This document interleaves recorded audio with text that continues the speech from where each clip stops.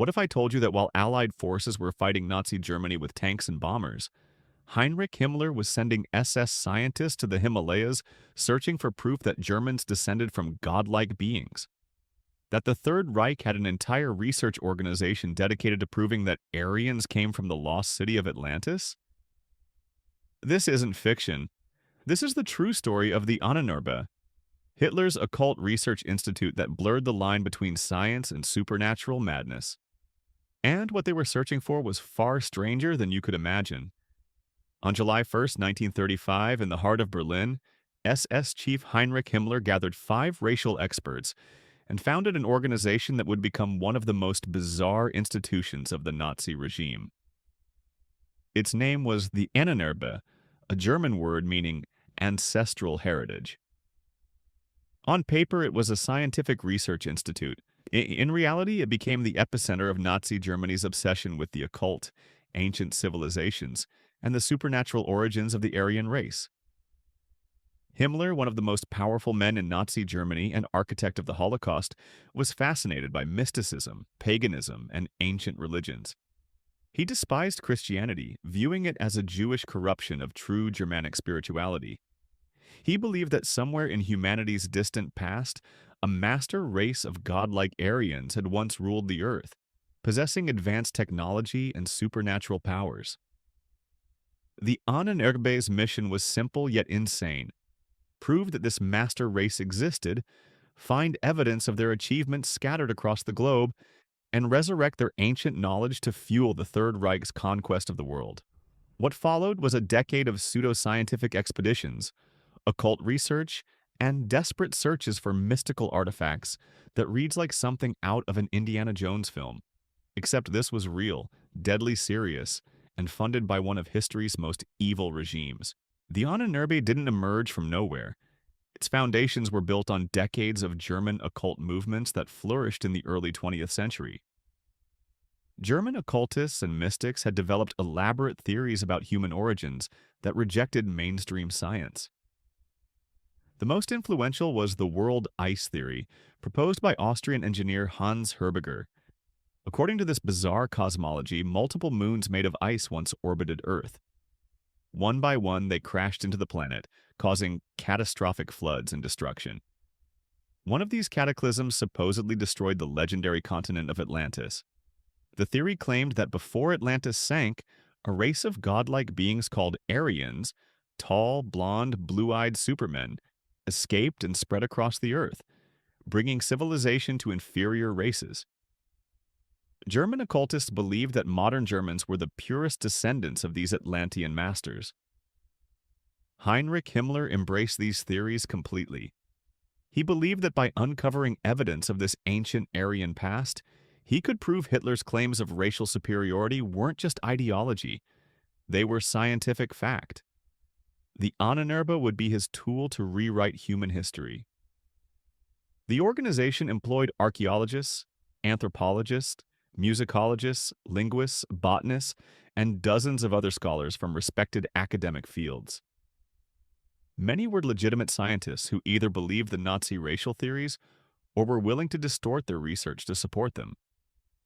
Others were outright frauds, and occultists given academic credibility by SS backing.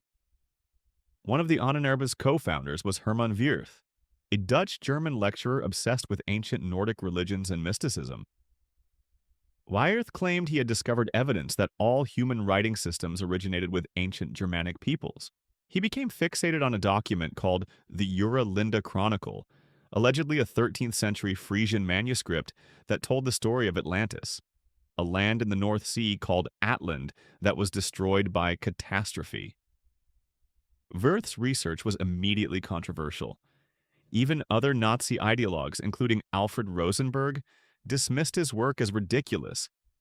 His theories were so outlandish and his evidence so flimsy that by 1937, Himmler removed him as the Ahnenerbe's president to save the organization's reputation. But the damage, or depending on your perspective, the foundation, was done.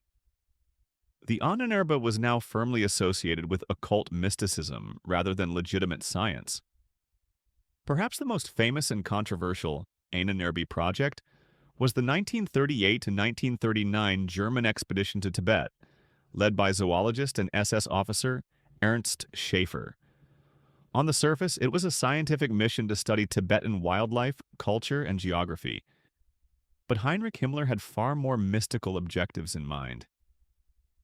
Himmler believed that Tibet might be the original homeland of the Aryan race. German occultists had long been fascinated by Tibet, viewing it as a repository of ancient spiritual wisdom and supernatural power. Some claimed that hidden monasteries in the Himalayas harbored masters who possessed psychic abilities and occult knowledge. Himmler wanted the expedition to search for evidence of Aryan origins in Tibet and to establish contact with these supposed mystical adepts. The expedition team consisted of 5 men: Schaefer himself, along with anthropologist Bruno Bieger, whose job was to measure Tibetan skulls and facial features to determine if Tibetans showed traces of Aryan ancestry.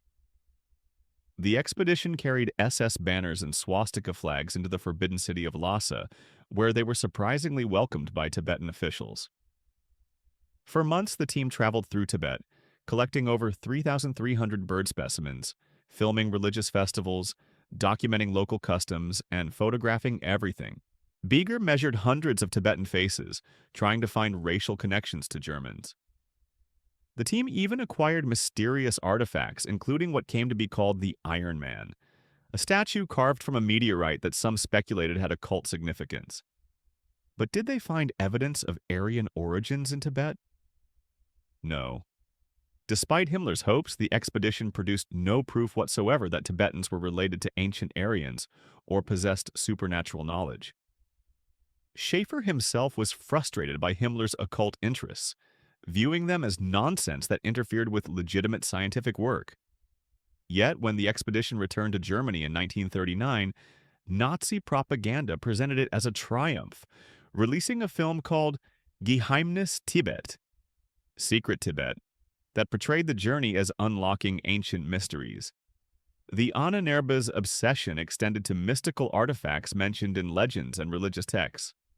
Researchers were sent across Europe and beyond, searching for objects that supposedly possessed supernatural power. They sought the Holy Grail, the legendary cup from which Christ drank at the Last Supper. SS researcher Otto Rahn led expeditions to southern France, convinced the Grail was hidden in Cathar strongholds. He explored caves and medieval castles, writing books claiming the Cathars had protected sacred Aryan mysteries before being destroyed by the Catholic Church. They coveted the Spear of Destiny, also called the Holy Lance, the weapon said to have pierced Jesus' side during the crucifixion. Hitler personally believed this artifact granted its holder invincibility in battle. When Nazi forces annexed Austria in 1938, Hitler ordered the spear transported from Vienna to Nuremberg, where it was displayed as proof of German supremacy. They even investigated Nordic mythology for clues to ancient power. The Ahnenerbe's musicology department traveled to Iceland, Finland, and Scandinavia, recording folk songs and studying ancient musical instruments like the lure, a Bronze Age horn. Himmler believed these melodies contained encoded mystical knowledge from pre-Christian Germanic paganism. To house his occult ambitions, Himmler transformed Wewelsburg Castle in northwestern Germany into a mystical center for the SS. He envisioned it as a Camelot for his new Germanic religion, a place where SS officers would undergo spiritual training and rituals based on ancient Aryan paganism. The castle featured a room called the Grail Hall, and a crypt beneath it designed as a temple for SS mysticism. A massive black sun symbol, the Schwarze Sonne, was installed in the floor, representing Himmler's neo-pagan cosmology. High-ranking SS officers would gather at the castle for ceremonies that blended military culture with occult ritual.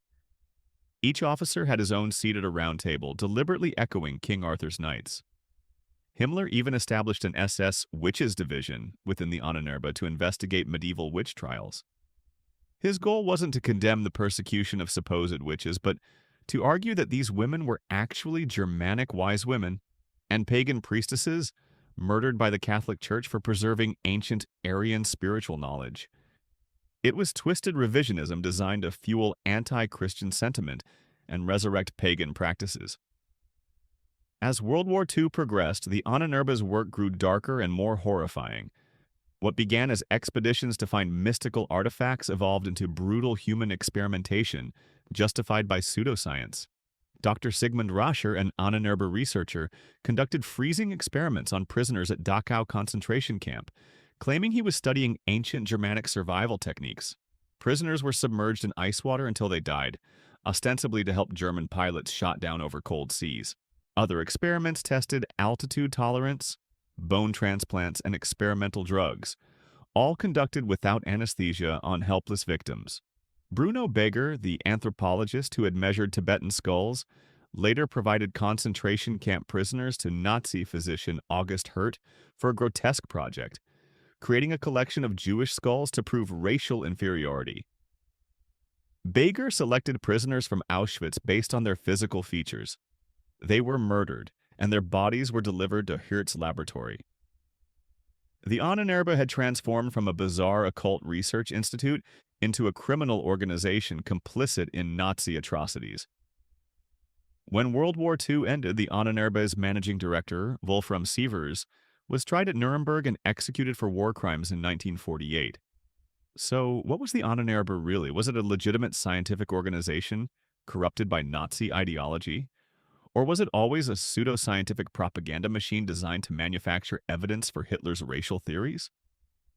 The answer is both. And that's what makes it so disturbing. Yes, the Ahnenerbe employed real scholars from respected academic fields. Some of their expeditions collected valuable scientific data about cultures, wildlife, and geography. But that legitimate work was always twisted to serve Nazi ideology. Every discovery was interpreted through the lens of Aryan supremacy. Every artifact was claimed as evidence of Germanic genius. Every measurement was used to justify racial hierarchy.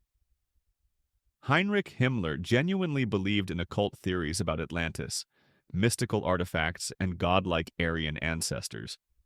He thought he was resurrecting ancient spiritual knowledge that would empower the Third Reich.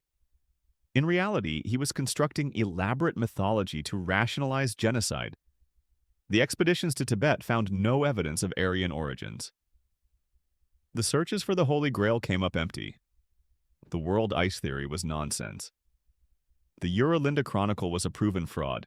None of the Ahnenerbe's occult theories were validated by evidence. But that didn't matter to true believers in Nazi ideology. They simply manufactured the evidence they wanted, distorted what they found, or ignored contradictions entirely. The story of the Ahnenerbe is a chilling reminder of what happens when pseudoscience is given institutional power, when ideology replaces evidence, and when mysticism is weaponized for political ends. It's a warning about the dangers of mixing nationalism with occultism, of using mythology to justify atrocity, and of abandoning rational inquiry in favor of comforting fantasies about racial superiority. Today, Wewelsburg Castle is a museum documenting SS crimes. The Ahnenerbe's documents and artifacts are scattered in archives across the world. Some of the photographs from the Tibet expedition, tens of thousands of images, are housed in the Library of Congress and German museums, preserved as historical records of a regime's dangerous obsession with the occult. The real mystery of the Ahnenerbe isn't whether they found ancient Aryan secrets or mystical power. They didn't. The mystery is how intelligent, educated people could convince themselves that such fantasy was real, and how that delusion helped enable one of history's greatest evils.